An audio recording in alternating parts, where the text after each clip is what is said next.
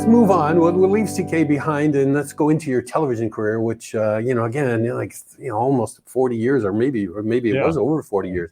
You're at CK, and that's pretty much your last run at radio, and then you move into TV out in Colorado Springs, was it? And what happened? How do you do that? I was young and just starting my career, and I thought, and remember I told you, I thought if I ever made it to the Big 8, that would be the pinnacle of my career. Well, as a young person, you say, well, okay, I'm here, and I've been here 7 years.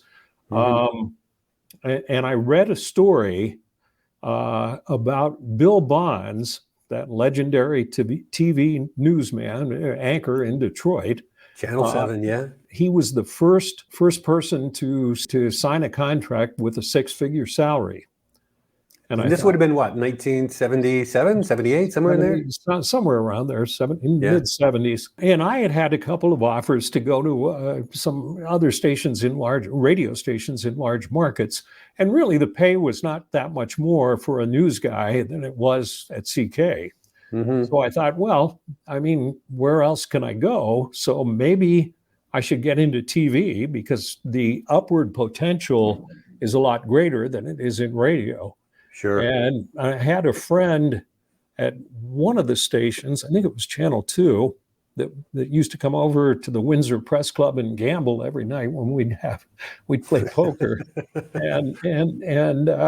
and he helped me make a tape because back then video cameras, that like everybody has or smartphones didn't exist. And so it was hard to make a tape because you got to sell yourself. It was easier to do an audio tape to send to a radio station. He somehow wrangled it so that I could sit on their news set and read a couple of stories.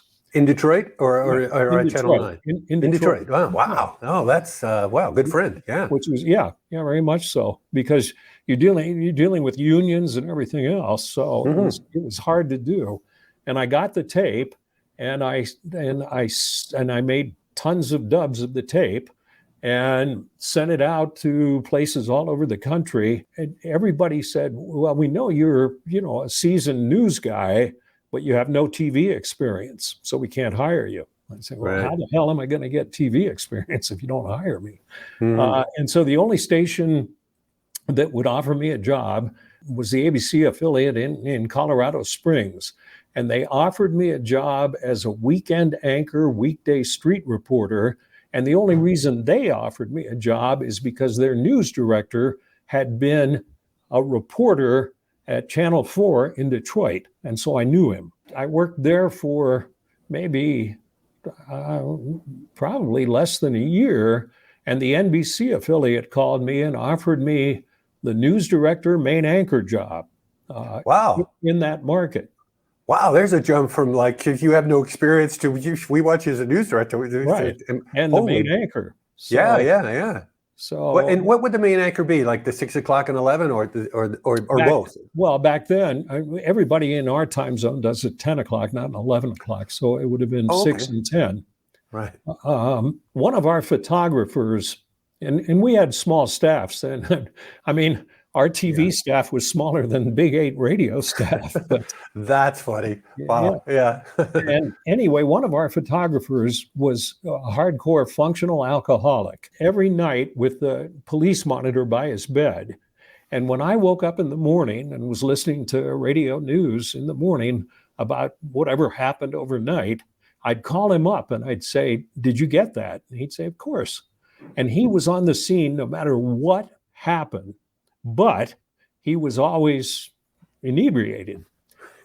And so here you have this reliable person who, and the cops all knew him. And he was, and because it's a small market, it's the 105th market or something like that. Mm. And the general manager called me in and he said, Tom has a drinking problem.